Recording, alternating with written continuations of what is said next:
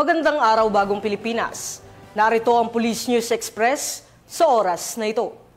Sa kabila ng paglabas ng bagyong Opong sa Philippine Area of Responsibility, tuloy-tuloy pa rin ang isinasagawang pagtulong ng Philippine National Police sa mga nasalanta. Ayon sa direktiba ni Pangulong Ferdinand Bongbong Marcos Jr., tiniyak ng PNP sa pamumuno ni Acting Chief PNP Police Lieutenant General Jose Melencio Nartates Jr. ang buong lakas na operasyon para sa kaligtasan at agarang pagbangon ng mga apektadong komunidad. Patuloy ang Philippine National Police sa malawakang disaster response operations alinsunod sa direktiba ni Pangulong Ferdinand Bongbong Marcos Jr.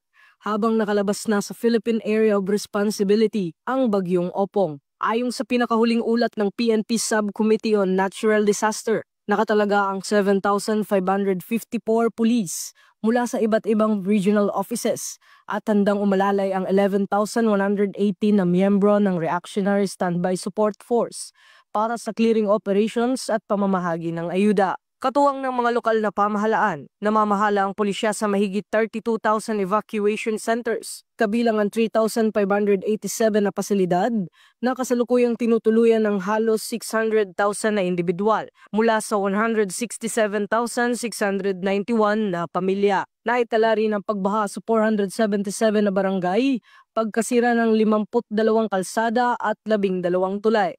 Samantala wala namang naiulat na nasaktang pulis.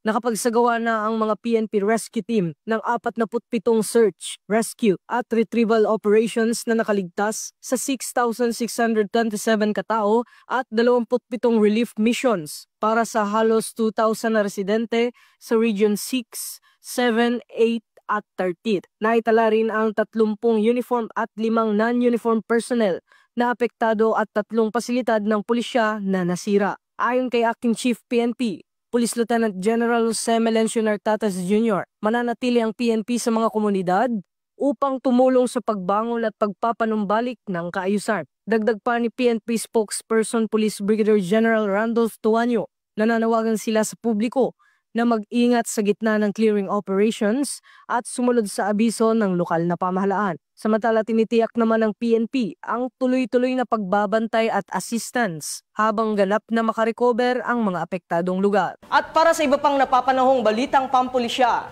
laging tumutok sa Police News Network. Alagad ng batas, tagataguyod ng balitang pulis.